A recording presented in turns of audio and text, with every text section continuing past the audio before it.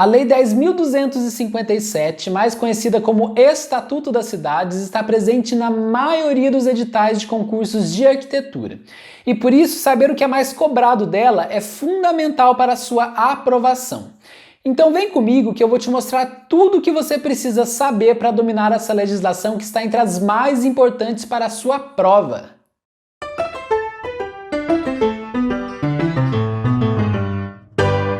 Olá, seja bem-vindo. Meu nome é Felipe, eu sou arquiteto e concurseiro e você está no Flashcards Arquitetura. E no vídeo de hoje nós vamos mergulhar de cabeça no Estatuto das Cidades, Lei 10.257 de 2001.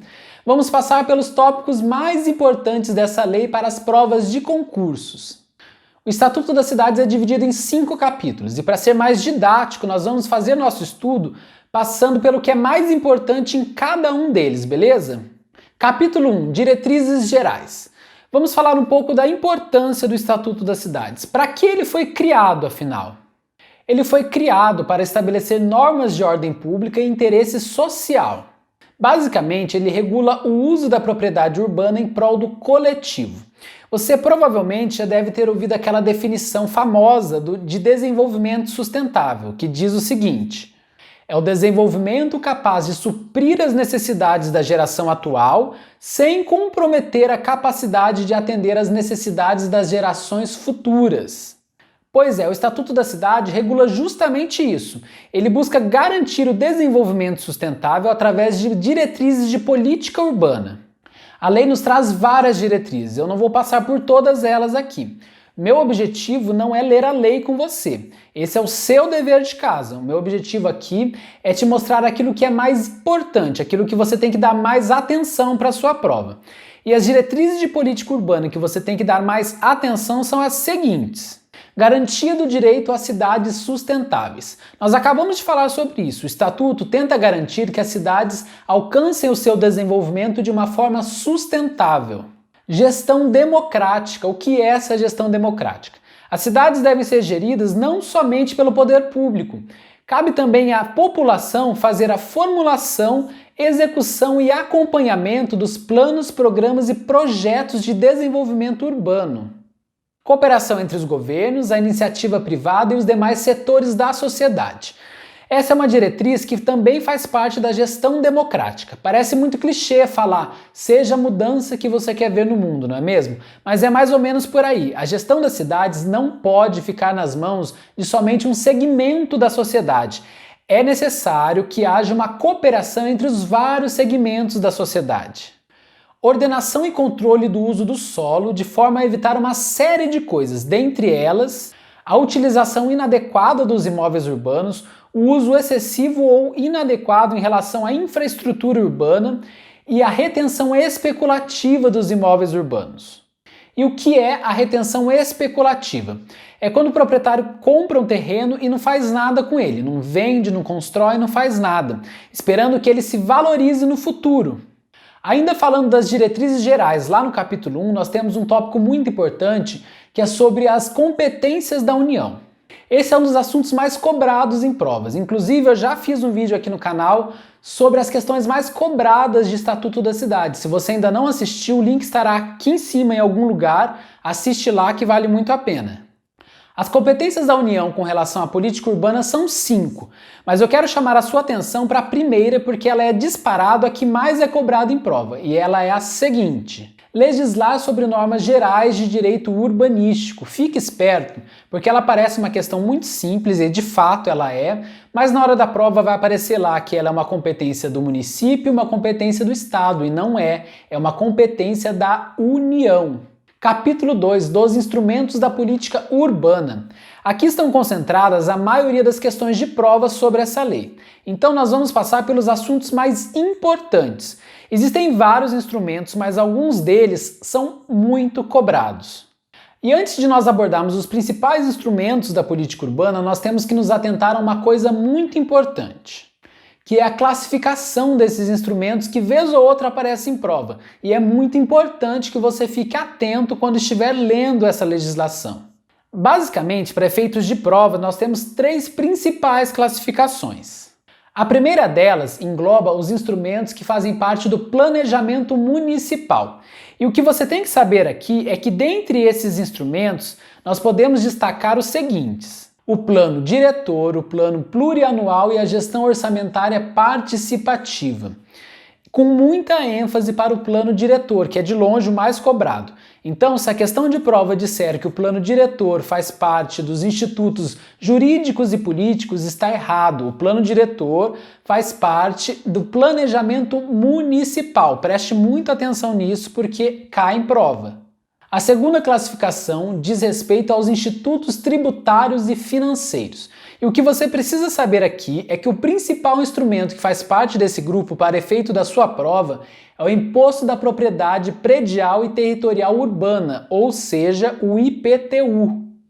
E a terceira classificação engloba os institutos jurídicos e políticos, e aqui nós temos vários instrumentos.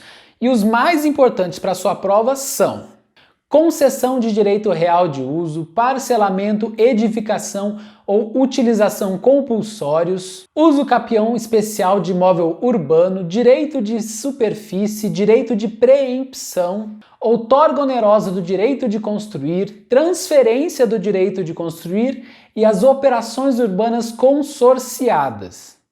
Existem outros instrumentos, mas esses são os mais cobrados em provas, e a partir de agora nós vamos vê-los mais detalhadamente. E antes da gente começar a ver os instrumentos mais detalhadamente, eu vou pedir para você dar o seu like nesse vídeo, porque isso ajuda o Flashcards Arquitetura a continuar crescendo. E se você ainda não for inscrito, por favor, se inscreva aqui embaixo. Então agora vamos continuar. Parcelamento, edificação ou utilização compulsórios. Lei municipal específica para a área incluída no plano diretor poderá determinar o parcelamento, a edificação ou a utilização compulsórios do solo urbano não edificado, subutilizado ou não utilizado. Lembra que nós falamos que um dos objetivos do Estatuto das Cidades era combater a retenção especulativa do imóvel? Pois é, esse instrumento combate justamente isso. Ele obriga o proprietário a dar uma destinação ao seu imóvel, evitando assim que ele fique subutilizado. E esse é um outro conceito muito cobrado. Subutilizado. Um imóvel é considerado subutilizado quando o seu aproveitamento é inferior ao mínimo exigido pelo plano diretor ou em legislação dele decorrente. Então fique esperto porque cai muito em prova. IPTU progressivo no tempo. No caso de descumprimento das condições e dos prazos do instrumento de parcelamento, edificação ou utilização compulsórios que nós vimos há pouco, o município tem a seu favor um outro instrumento chamado IPTU progressivo no tempo. E ele funciona da seguinte maneira: o município aplica o IPTU progressivo no tempo através da majoração da alíquota pelo prazo de 5 anos consecutivos. E nós temos alguns pontos importantes aqui. Primeiro ponto, a alíquota aplicada não poderá ser 2 vezes maior que do ano anterior. Ou seja, o município pode sim ir aumentando o IPTU progressivo do imóvel subutilizado por 5 anos consecutivos. Até aí tudo bem. Mas ele não pode dobrar essa alíquota de um ano para o outro.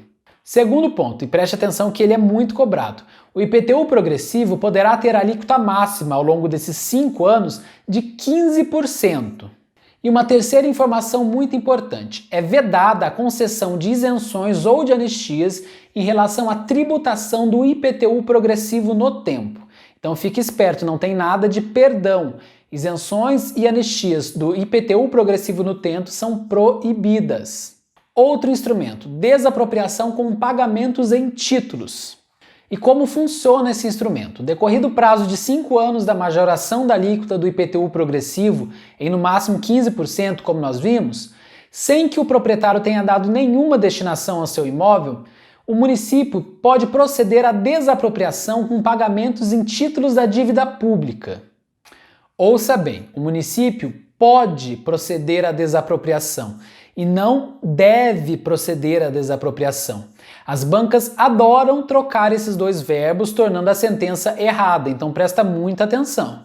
Mais uma informação importante, os títulos da dívida pública terão prévia aprovação pelo Senado Federal, não é Congresso Nacional, é Senado Federal, e serão resgatados pelo prazo máximo de 10 anos.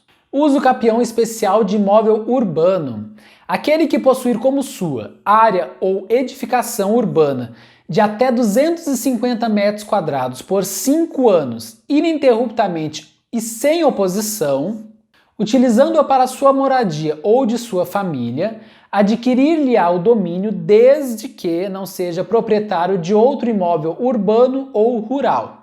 Tem muitas informações importantes aqui. A primeira é que a área ou edificação urbana deve ter até 250 metros quadrados. Segundo, essa posse deve ocorrer por 5 anos ininterruptos, ou seja, consecutivos. E o mais importante, sem oposição. E terceiro, o imóvel deve ser utilizado para a sua moradia ou de sua família. Grave bem essa palavra, moradia, não é trabalho. Bom, pessoal, para que o vídeo não fique muito longo, eu vou continuar falando dos instrumentos da política urbana no próximo vídeo. Daí eu começo falando pelo direito de superfície e nós passamos por todos os outros assuntos que são muito importantes para a nossa prova. Espero que vocês estejam gostando e até o próximo vídeo.